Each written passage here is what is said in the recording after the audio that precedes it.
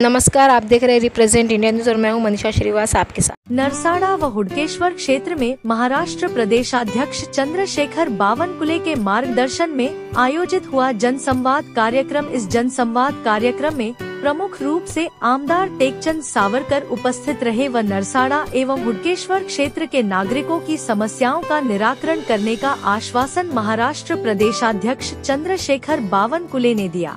हमारे represent India news ने पूरे जनसंवाद कार्यक्रम पर आमदार टेकचंद सावरकर से बात की, तो आइए देखते हैं हमारे रिप्रेजेंट इंडिया न्यूज की यह खास रिपोर्ट। अगोदर निवेदन द्यायचं आहे या हनुमान मंदिर पंच कमिटी शिवमंदिर या सर्वांनी टाळ्या वाजवून स्वागत करावं। या ठिकाणी आपले नेते बावनकुळे साहेब, आपले आमदार सावरकर साहेब या ठिकाणी आलेले आहेत आणि आता निवेदन एक जण महिला भगिनी पुढे या, एक जण रांगेत एक जण या।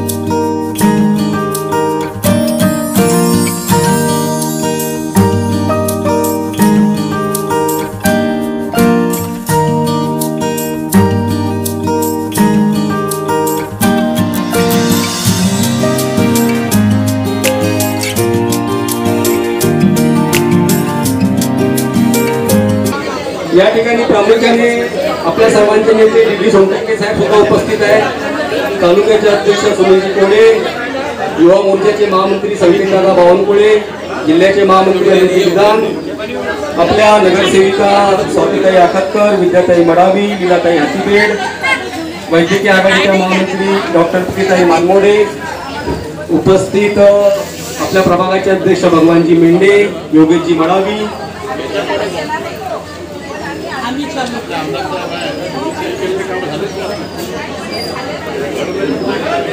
नरसाड़ा और हुडकेश्वर में जनसंवाद कार्यक्रम किया है।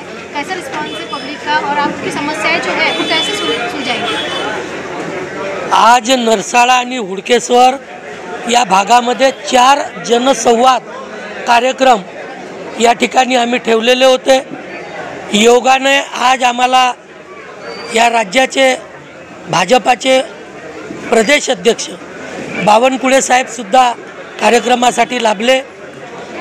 नरसाड़ा हुडकेश्वरमध्ये आपण या वर्षभरात 60 कोटी रुपयाचे कामं आणले आणि एक 716 कोटी रुपयाची 14 गावासाठी गटर लाईनची पण मंजुरी आम्ही आणलेली आहे। या भागात मोठ्या प्रमाणामध्ये विकास कामं आम्ही आणलेली आहेत। आताच सांगितलं की 5.5 कोटी रुपये आपण सर्व हुडकेश्वर आणि नरसाड़ा येथील नागरिकाचे जे घरं आहेत ते मोजणी करण्यासाठी सरकारकडून पैसे आणले, जेणेकरून आमच्या नागरिकांना त्याच्या भुर्दंड पडू नये आणि येणाऱ्या काळात आपण त्यांना RL देऊन त्यांचे घरं रेग्युलराइज करणार आहोत कमीत कमी पैशामध्ये।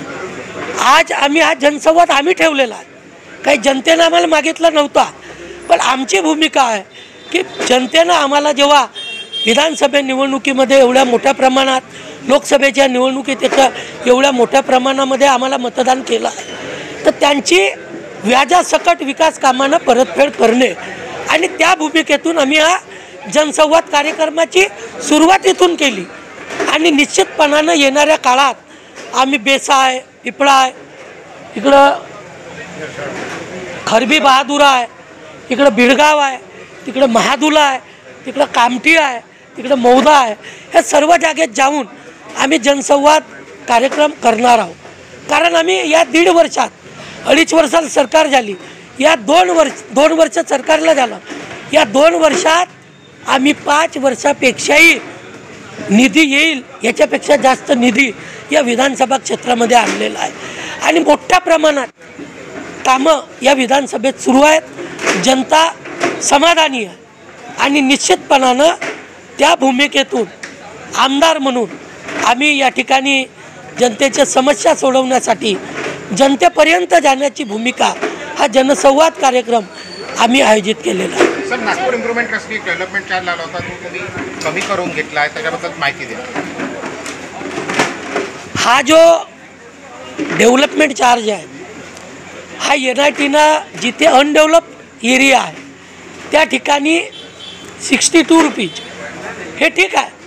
पण आम्ही हा एरिया बावनकुळे साहेबाच्या नेतृत्वात 5 वर्ष झाले माझ्या नेतृत्वात आपण राज्य सरकारकडून वेगवेगळ्या निधीच्या माध्यमातून इथे रस्ते, नाल्या, गटर लाईट, पाण्याची योजना ह्या सर्व आम्ही आणलेल्या आहेत. आणि म्हणून बावनकुळे साहेबांनी सांगितलं सरकारला की आम्ही डेव्हलपमेंट केलेलं आहे, आमच्याकडून डेव्हलपमेंट चार्ज हा 20 रुपयाच्या वर घेताच येणार नाही आणि घेऊ नये. अशा प्रकारची लॉजिक त्यांनी त्या NITत आणि सरकारकडे ठेवलेली आहे. निश्चितपणानं लवकरच त्याचा निर्णय होईल आणि जनतेला फायदा होईल.